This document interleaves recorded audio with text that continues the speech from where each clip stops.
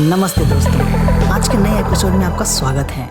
मैं आपका होस्ट आज आपको सुनाने के लिए ऐसी फिल्म की कहानी लाया हूँ जो एक सच्ची घटना पर बेस्ड है।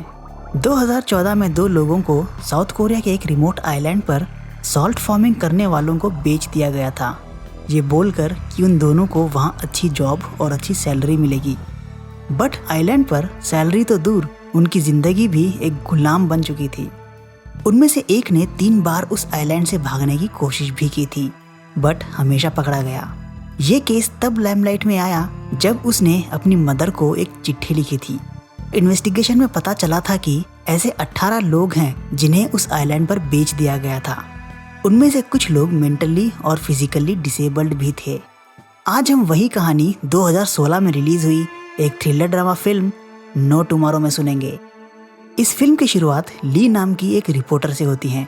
वो एक न्यूज़ कवर करने के लिए एक बूढ़ी औरत के घर आकर उसके बेटे के बारे में पूछने लगती हैं। वो औरत ये बोलते हुए उन्हें जाने के लिए बोलती है कि उसका बेटा बहुत ही ज़्यादा डरा हुआ है, ना तो वो ठीक से कुछ खाता है और ना ही सो पाता है।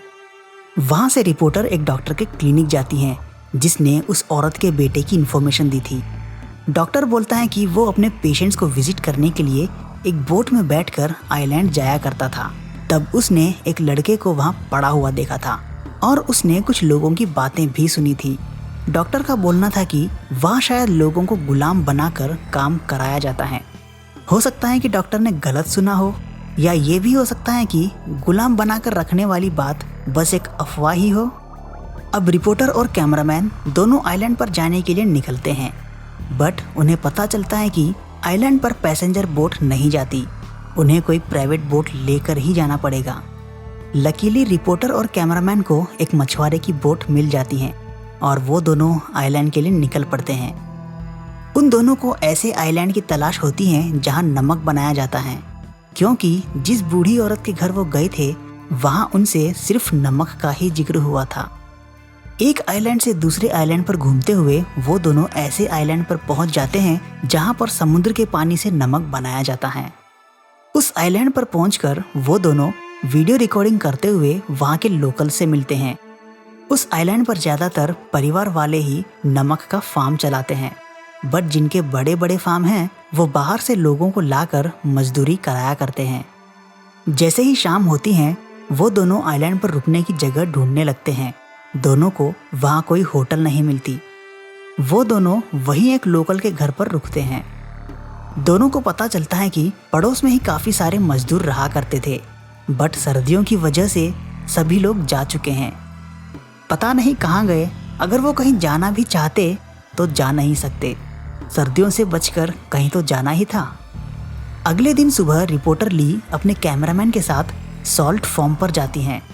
दोनों वहाँ रिकॉर्डिंग करते हुए पूरी जगह को एक्सप्लोर करते हैं। वहीं उन दोनों को एक गोडाउन भी मिलता है जहाँ सारा नमक स्टोर करके पैकिंग की जाती थी।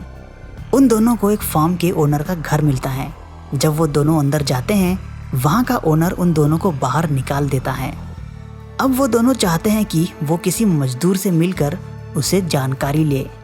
उसी रात लकीली रिपोर्टर ली को एक आदमी मिलता है जो शायद नशे की हालत में अपने घर जा रहा था। ली उसे अपने घर ले आती हैं और उससे बातें करने लगती हैं। उस आदमी की बातों से लग रहा था कि वो पिछले 7 सालों से उसी आइलैंड पर काम कर रहा है। जैसे ही ली उससे पैसों के बारे में पूछती हैं, वो आदमी मुस्कुराता हुआ बोलता है कि उसे हर महीने काम के पैसे मिलते हैं। उस आइलैंड पर बैंक ना होने की वजह से वो अपना बैलेंस चेक नहीं कर सकता।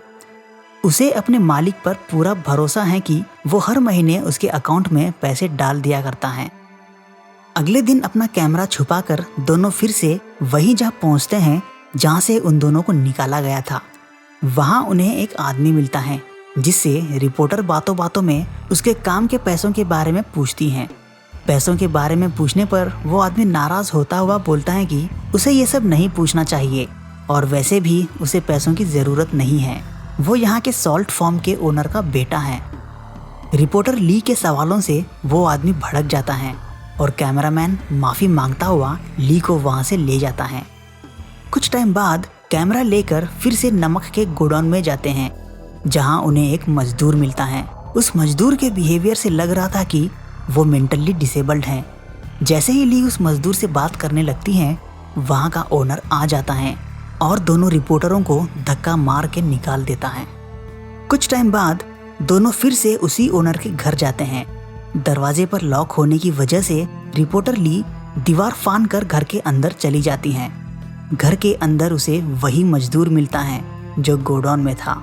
उसकी बॉडी पर काफी सारे मारपीट के निशान थे। शायद उसके ओनर ने ही उसे मारा था। वहां से निकलने के बाद दोनों रिपोर्टर पुलिस स्टेशन जाते हैं। केस रजिस्टर करने पर वहां का पुलिस ऑफिसर इनकार कर देता है और बोलता है कि अगर मेंटली डिसेबल्ड लोगों से काम करवाया जा रहा है तो उसे वेलफेयर एसोसिएशन जाना चाहिए। वहां से वो ministry of fishery, local government और फिर से पुलिस स्टेशन के चक्कर काटने के बाद दोनों रिपोर्टर प्रूफ हासिल करने के लिए फिर से छुपकर उसी घर में जाते हैं। ढूंढने पर उन दोनों को उस घर में कुछ कॉन्ट्रैक्ट पेपर्स मिलते हैं जो उन सभी वर्कर्स के साथ किए गए थे जो वहां के सॉल्ट फॉर्म में काम करते हैं। पेमेंट और बैंक डिटेल्स को ब्लैंक छोड़ा गया था, शायद बाद में अगर कोई प्रॉब्लम हो जाए तो अपनी मर्जी से फिल कर सके। कैमरामैन इन पेपर्स के साथ उस आइलैंड से निकलने के लिए बोलता है, लेकिन ली का मानना था कि सिर्फ इन कॉन्ट्रैक्ट पेपर से पुलिस केस रजिस्टर नहीं करेगी। पब्लिक अवेयरनेस के लिए टीवी पर दिखा सकते हैं, बट अभी और सबूत ढूंढने पड़ेंगे। उस रात रिपोर्टर ली जब नहा रही होती हैं, तब वहाँ वही वर्कर आ जाता है जो ली को पहले भी मिला था। वो डरता हुआ बोलता है कि अगर वो उनसे बात करेगा तो आज फिर से उसका मालिक कल की तरह ही उसे पीटेगा। ये बोलता हुआ वो वहाँ से भाग जाता है। अगले दिन रिपोर्टर ली पुलिस ऑफिसर को बुला लेती हैं। ये वही ऑफिसर था जिसने केस रजिस्टर करने के लिए इनकार कर दिया था। जब रिपोर्टर ऑफिसर के साथ फॉर्म ओनर के घर पहुंचती हैं, वहां पहले से ही सब कुछ कवर अप किया जा चुका था। रिकॉर्डेड वीडियो देखने के बाद भी पुलिस ऑफिसर रिपोर्टर की बात नहीं मानता और वहां से चला जाता है। कुछ टाइम बाद न्यूज़ निकल कर आती है कि उस आइलैंड पर कुछ वर्कर्स का मर्डर हुआ है। रिपोर्टर ली और उसके कैमरामैन पर भी जानलेवा हमला हुआ है। रिपोर्टर ली का कैमरा भी मिसिंग था। पुलिस को फॉर्म ओनर पर ही शक होता है। शायद रिपोर्टर ने कुछ ऐसा रिकॉर्ड कर लिया हो जिससे फॉर्म ओनर को प्रॉब्लम हो, इसीलिए शायद रिपोर्टर का कैमरा भी मिसिंग है। जिस तरह से मर्डर हुए थे उनसे पुलिस को लगने लगता है कि फॉर्म ओनर एक साइकोपाथ है और उसने खुद की वाइफ का मर्डर क्यों किया, ये एक मिस्ट्री बन चुकी थी। फॉर्म ओनर और उसके बेटे को ढूंढा जाने लगता है।